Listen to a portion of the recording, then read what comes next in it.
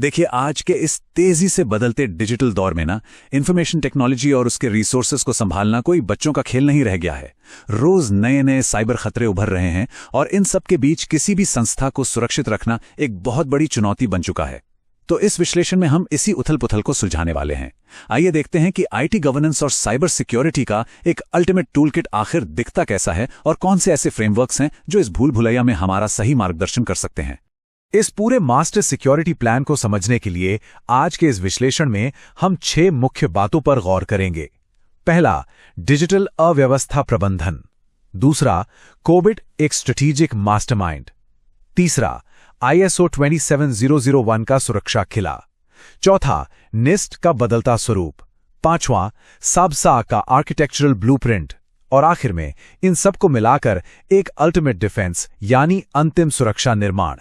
सबसे पहले बात करते हैं गवर्निंग द डिजिटल केओस की, यानी इस डिजिटल उथल पुथल को आखिर संभाला कैसे जाए और एक सुव्यवस्थित आईटी की जरूरत आखिर है क्यों।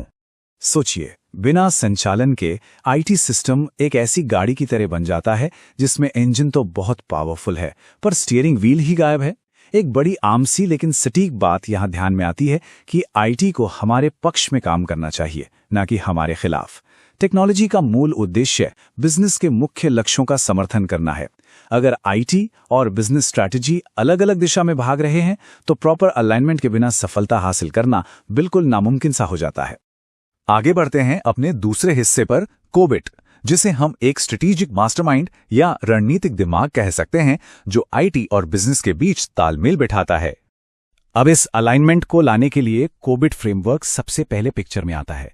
इसकी सबसे बड़ी खासियत आखिर क्या है?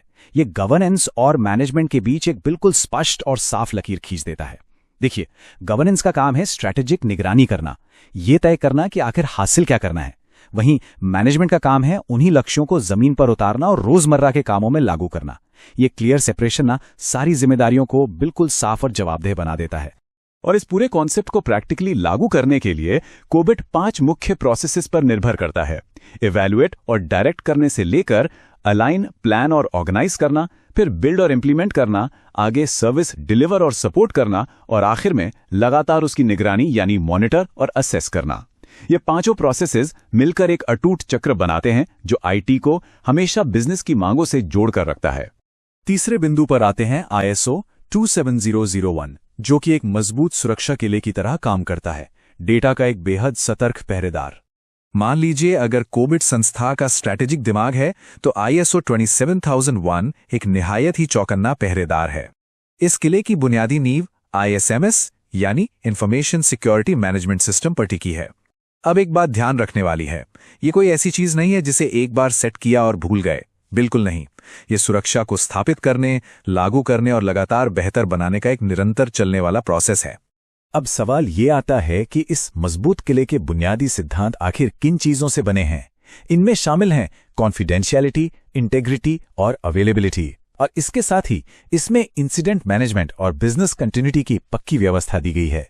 इसका सीधा सा मतलब है कि अगर कोई फिजिकल ब्रीच या बड़ा साइबर हमला हो भी जाए तो मुख्य काम रुके नहीं और सब कुछ तेजी से वापस ट्रैक पर लाया जा सके।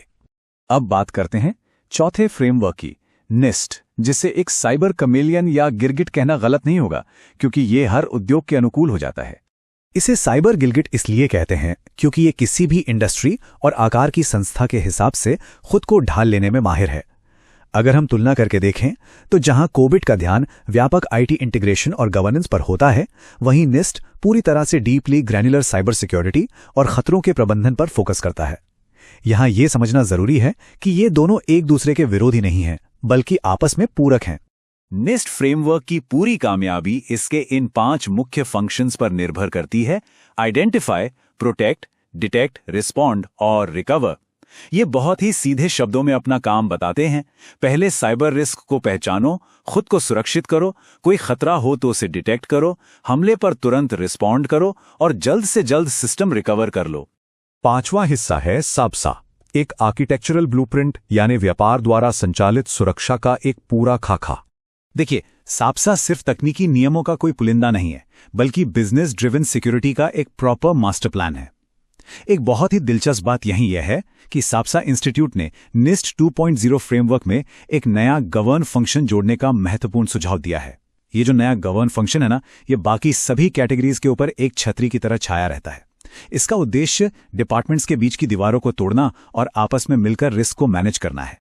साप्सा की इस नई सोच में सप्लाई चेन को गवर्न करने पर भी विशेष रूप से ध्यान दिया गया है।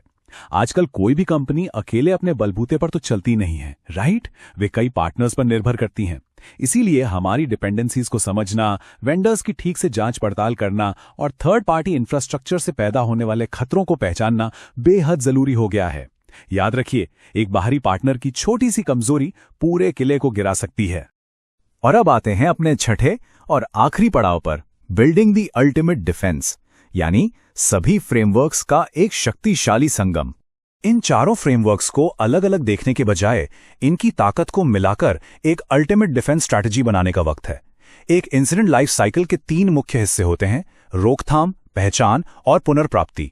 जब हम कोविड, ISO 21001, निस्ट और साप्सा की खूबियों को एक साथ मिला देते हैं तो इस लाइफ साइकिल के हर एक चरण पर पकड़ ऐसी मजबूत हो जाती है जो दुश्मन को पहचानती भी है और हमले का असर तुरंत कम भी कर देती है।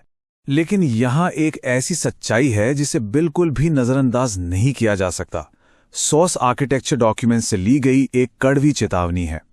ध्यान दीजिएगा, पहली बार में सब कुछ सही करने के लिए कभी पर्याप्त समय या पैसा नहीं होता, लेकिन उसे बार बार ठीक करने के लिए हमेशा समय और पैसा निकल ही आता है ना? हैरानी की बात, ये साफ दर्शाता है कि इन फ्रेमवर्क्स को सिर्फ कागज पर मत रखिए, बल्कि पहली फुर्सत में ही प्रोएक्टिव तरीके से लागू करना कितना जरूरी है। तो इस विश्लेषण को खत्म करते हुए एक बहुत ही जरूरी सवाल छोड़कर जा रहे हैं हम। क्या किसी भी संस्था का IT इंफ्रास्ट्रक्चर सच में उसके मुख्य बिजनेस लक्ष्यों के साथ पूरी तरह अलाइंड है, या फिर ये सिर्फ अलग-थलग टूल्स का एक भीड़ भरा जमावड़ा बनकर रह गया है?